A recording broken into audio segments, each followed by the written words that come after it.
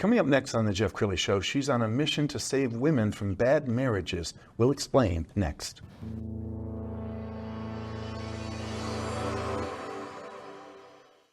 Many are predicting that the worst is yet to come, which is unfortunate, said one person here. Until now, they've enjoyed the reputation of being the nation's icebox. Watched a burglar in his home this morning by webcam. As a journalist of over 25 years, stories are what make my world turn. Reporting live from the Dallas newsroom tonight, Jeff Crilley, Fox 4 News. But in 2008, I took the jump from my familiar life and started a PR firm from my home. We're talking about anyone with a camcorder like the one I'm using becomes a television network. We started slowly growing the company, and we now have over 100 clients, and we've branched into the world of live digital broadcasting. I now own 8 different TV studios and have a huge team, and the stories that I now get to share are sometimes the most important of my life. Life has a funny way of coming around full circle. This is the Jeff Crilley Show. Well, I have this theory that when you first start dating, you're wearing 17 masks and she might be wearing 18 masks. And slowly over the course of dating, you remove the mask. But the big problem is so many people fall in love with the last mask that hasn't been revealed yet. And they suddenly discover that Mr. Right is absolutely Mr. Wrong. Somebody who knows that is my next guest, Dana Nygaard. She's a relationship expert, speaker, author, and my friend. Thanks for coming on the show. Thanks, my pleasure. Absolutely. So how did you get into this? Well, in my therapy practice, I would have 2 sets of women that would just hurt my heart so much. So some of the women would be single, they're dating a guy, and they would tell me things about the guy that would make me think, wait, this doesn't sound like such a great guy. And they would point something out, and I would say, doesn't sound like that's what a good guy would do. And they would go, Dana, you totally misunderstood me. Let me clarify. They would say, he brings me flowers. Okay, but you also said he calls you bad names. And sometimes he gets aggressive with you. And I started labeling that the good guy fallacy. Because they would say to me, but there's all these good things, but they're ignoring the unhealthy thing. Yes. And I have a set of French doors in my private therapy office, and I would say, okay, let's pretend this is a whiteboard, and I would take imaginary Post-it notes, brings you flowers, and I'd put it here, right? Holds a door before you put it there.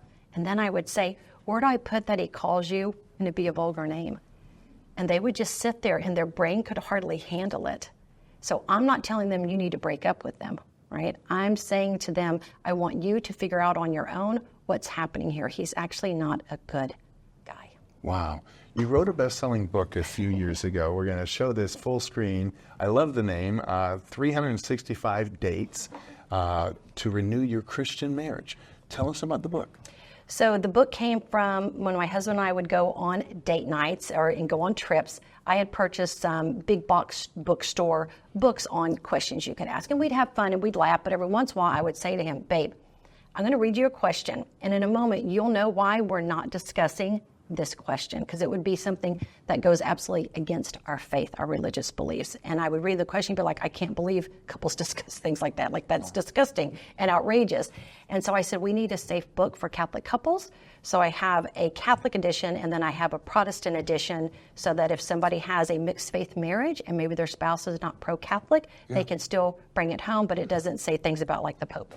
Wow. And so 365 dates, that's a lot of dates. I mean, if Friday is date night, you've got years and years of dating advice in there, don't you? 7.5 years. If you literally do 1 date a week, which is what research shows, helps the joy in marriage just skyrocket. Wow. We've got some video from our library that we're going to show. And while we're showing that, I want you to talk about the 4 horsemen of the apocalypse. All right. So this is brilliant research by Dr. Julian John Gottman. And if these are in a marriage and are not healed, then the divorce rate is very high, 96% chance that a couple will divorce if they don't use the antidotes. So it is stonewalling, where you just shut your partner down and you act like they don't exist. You just ignore them. Defensiveness, you go to your spouse, you say, hey, my feelings hurt the other day, and they blow you off. Or they say, yeah, but 2 weeks ago you looked at me funny, and they push back at things. There's also complaining, criticism, right? Being really harsh with someone. But the worst of all of them is contempt. That is when they're saying something on purpose to make you feel small. So let's pretend there's a big mother wound, okay? Sure. And a spouse may say, and wrinkle up their nose, and usually their face looks like it's disgust, and they'll say, you're just like your mother. because they know that's the worst thing you could say to them, and they're saying it on purpose to make you feel bad. Yes. And that's really dangerous. And after a while, people learn, their buttons, and this is I want to get a reaction. This is the button I'm going to push. One of the things I love about you, and it's been very refreshingly honest, is that even though you're a relationship expert, you too had a failed marriage. Oh, absolutely. So, young, naive, didn't understand, and because I came from a really challenging home, really difficult, he felt familiar to me, right? I was comfortable with that kind of treatment because that's how I grew up, but it wasn't like a warm, fuzzy, comfortable. So I've married, and there were so many warning signs before it, but I just would tell myself, ignore that. And at one point, he actually threatened for us to not get married. I don't remember what the argument was about. I wish I could. And I remember in my brain literally thinking, what will I do if I'm not married? Not if I lose him. Right. What will I do if I'm not married? Because the idea of going home sounded horrible. Right. And I didn't feel like an adult, even though I had a college degree. I didn't feel like I was ready to adult on my own. And I suffered a lot in 15 years of marriage. Well, and I know we're both proud Catholics, and in the Catholic Church, you're married for better or for worse, and this is supposed to be your lifelong person, and you were never promised a bowl of cherries, and life is going to be difficult. So how did you reconcile all of that? Because to finally call it quits, you had to come to the realization that this is toxic. There were things building up, and I slowly started to see the truth of who he really was, that he was not for me, he was against me. So it's a bit like that movie title, Sleeping with the Enemy. And there came a time where he did say something to me that was so horrible and hateful and looked me up and down like I was a worm. And it was that contempt, which I didn't know about all that. Even though I had a strong background in psychology, I taught psychology, I didn't know that information. And something in me broke. And I realized that I cannot live this way. And I went to a wonderful Catholic priest that I knew through Jesuit. And my lawyer called during that. And I started crying. And I felt just so ashamed. And I'm sitting with this wonderful priest. And I gave him just a snippet of what had been going on. He said, God did not put you on this earth to be abused. The church does not call you to be abused. And so that wonderful priest helped me. And I was able to get the civil divorce and, majority custody of our son, who is now a 30-year-old adult and fabulous and fine.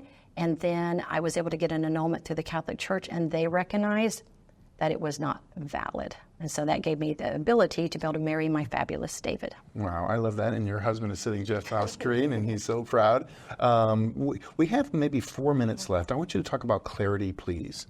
Yeah, Clarity, Please. That's my new baby. So when I'm sitting there working with these women in my practice, and I hear them say these things like, no, he's a good guy. And I'm thinking, I want to tell them so badly, get rid of this guy. But as a therapist, that's not my job, right? And then the other side of things is, people come to me, couples come to me, and they need help on their marriage. That's a beautiful thing. Let's get them help. Some of the couples that come, often it's the husband that's the narcissist, and the wife isn't. That's at least who comes through my door mostly. And during individual sessions about their marriage, they'll tell me, Dana, it's a living hell. And they'll tell me the things that happen behind the scenes, and later on he'll confirm it reluctantly, and it's heartbreaking. So what I received from the Holy Spirit was, I need to help the individual single woman not become this woman. And Pope Francis has had a really big push the last few years that we need to help marriages more. What better way to help them than to do it before they get married, so that they can discern properly between Mr. Right and Mr. Wrong. Absolutely. And in the last minute, a call to action. So they can go to clarityplease.com and they can sign up. Yeah, they can sign up, and we have a brand new group that's about to launch. It's going to be in school, SKOOL, and it's Miss to Mrs. And it's from single to sacramental. And so in that group, you're going to get to hear my limited series podcast, which is Clarity Please, where I tell a bit more of my story before I met my husband. Who were the guys along the way, the dating guys, and all the red flags? Because I think when we hear other people's stories, it helps us. It's just like with true crime. Who watches more true crime than anyone? Women. Why? We want to stay safe. So I'm like, lock your doors, don't answer the door, don't let these people in. It's the same with letting a man in your life. You want to know that he loves you and he's going to protect you and provide for you. I want them to marry, but to marry well, because just to get married and have the ring is simply not enough. Wow, thank you so much. You inspire me. We're going to end with her website, which again is clarityplease.com. The great Dana Nygaard. Thanks for coming on the show. Thanks, Jeff. This was fun. You bet. That's it for now. We'll see you next time.